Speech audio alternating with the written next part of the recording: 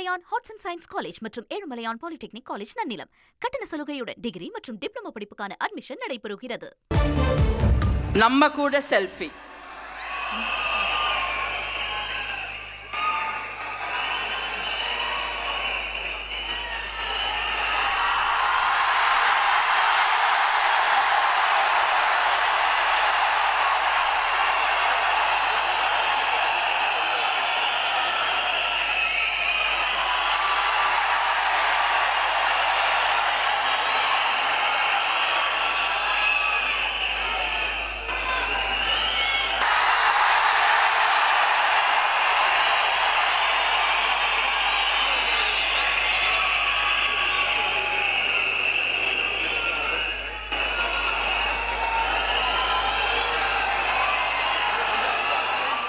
Instagram தளத்தில் முதலமைச்சர் பதவியேற்பு விழாவில் ராகுல் காந்தியும் பங்கு கொண்டு எடுக்கப்பட்ட புகைப்படங்கள் அடங்கிய இல்லை ஒளிப்படங்கள் அடங்கிய ரீல்ஸ் நீக்கப்பட்டதாக அறிகின்றோம்.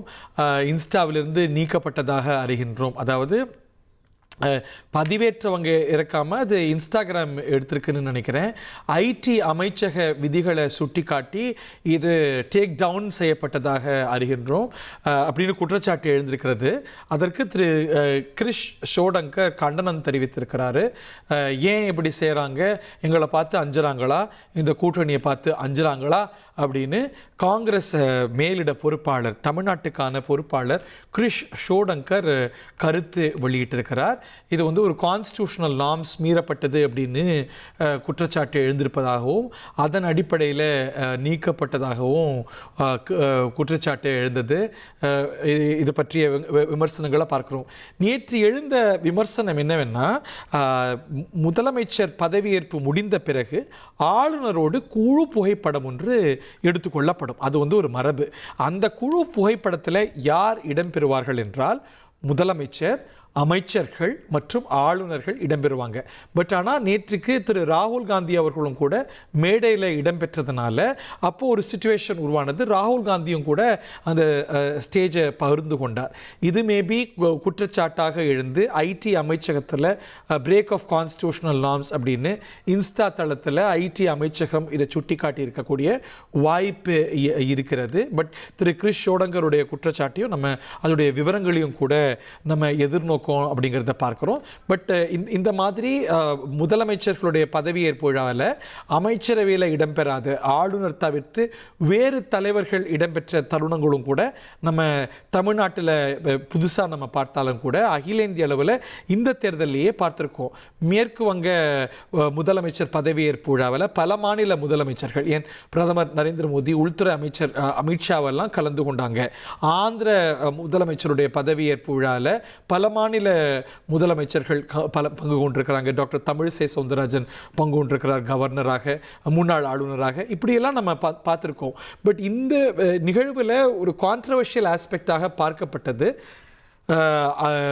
ஆளுநரும் முதலமைச்சரும் அமைச்சரவையோடு சேர்ந்து எடுத்துக்கொண்ட குழு புகைப்படத்தில் திரு ராகுல் காந்தி பங்கு கொண்டது தான் விமர்சன பார்வையோடு பார்க்கப்பட்டது. ஆனால் அந்த புகைப்படம் மட்டும் இன்ஸ்டாகிராமில் நீக்கப்பட்டதா, இல்லை வேறு படங்களும் நீக்கப்பட்டதா, இப்படி நிறைய கேள்விகள் எழுந்திருக்கிறது.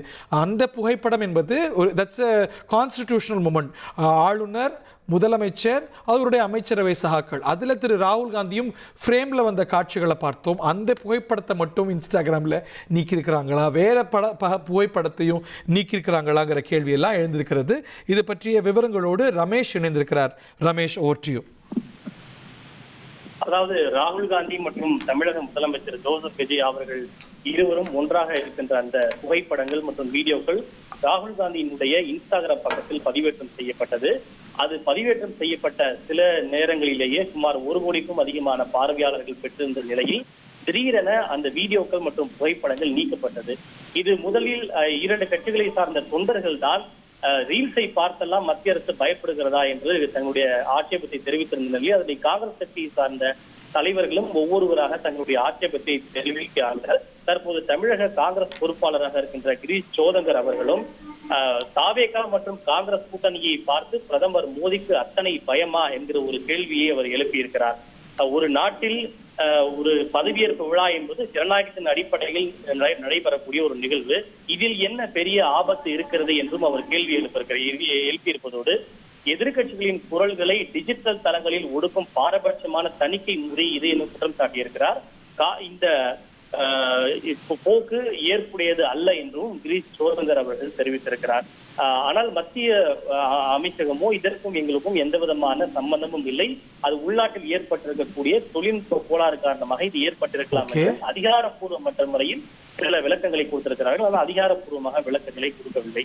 ஆனால் தற்போது நீங்கள் அந்த ராகுல் காந்தியினுடைய இன்ஸ்டாகிராம் பக்கத்தை எடுத்து பார்த்தால் அந்த நீக்கப்பட்டதாக சொல்லப்பட்ட அந்த வீடியோக்கள் மற்றும் புகைப்படங்கள் கிடைக்கப்பெறுகிறது. கிட்டத்தட்ட அந்த வீடியோ தற்போது 3 கோடி 80 லட்சத்திற்கும் அதிகமான பார்வையாளர்களை பெற்றிருக்கிறது.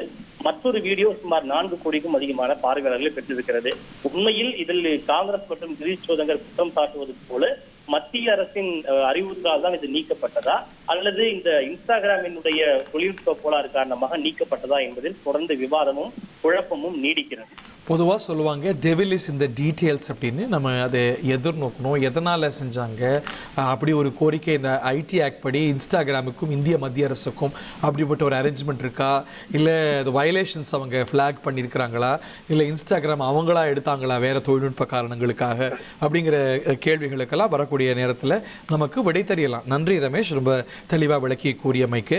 ரமேஷ், இதில் நேத்திக்கு விமர்சனம் எழுந்தது, அந்த ஃப்ரேமையும் கூட நம்ம இன்னும் கொஞ்சம் பார்க்கணும். அதில் இருவேறு பார்வைகள் இருக்கு. இந்த குழு புகைப்படம் எடுக்கும் பொழுது பொதுவாக ஒரு பதவியேற்பு விழாக்கு அப்புறம் நடக்கக்கூடிய குழு புகைப்படம் அப்படிங்கிறதுல இடம்பெறுபவர்கள் chief minister, council of ministers மற்றும் ஆளுநர். அதில் ராகுல் இடம்பெற்றாரா இல்லையா, அந்த ஃப்ரேமில் அவர் வந்தாரா இல்லையா, அது பற்றிய கேள்வியும் இருக்கு இல்லையா? நீங்கள் அதை பற்றி ஏதாவது தரவுகள் வச்சிருக்கிறீங்களா? இல்லை, அதை பற்றி அது விவாதத்திற்கும் சர்ச்சைகளுக்கும் ஆளாகவில்லை. அதாவது ராகுல் காந்தி மற்றும் இதர அமைச்சர்களோடு முதல்வர் அவர்கள் ஒரு செல்ஃபி வீடியோ ஒன்றை எடுத்துக்கொண்டார். அந்த வீடியோ தான் அது இன்ஸ்டாகிராம் பக்கத்தில் பகிரப்பட்டது. அந்த வீடியோ தான் நீக்கப்பட்டதாக புகாரும் எழுந்தது. ஆனால் நாம் அறிந்த வரையில் அண்மை காலமாக முகநூலிலேயே சில பிரச்சனை இருப்பதாகத்தான் பார்க்க முடிகிறது. உதாரணத்துக்கு நீங்களே பேசுகின்ற ஒரு வீடியோவை நீங்கள் பதிவேற்றம் செய்தால் கூட இதில் ஆபாசமான உள்ளடக்கம் இருக்கிறது, மற்றவருடைய இசை உள்ளடக்கம் இருக்கிறது, இதுக்கு காப்பிரைட் இல்லை என்று அது மற்ற முகநூலெல்லாம் கொலைங்கிற வார்த்தையே பயன்படுத்த முடியாது, உயிரிழப்புங்கிற வார்த்தையே பயன்படுத்த முடியாது. நடுவில் ஸ்டார்லாம் போட்டாதான் எவ்வளவு பெரிய ஊடகமா இருந்தாலும் கூட பதிவேற்றக்கூடிய வாய்ப்பு இருக்கு இல்லையா? நிச்சயமாக.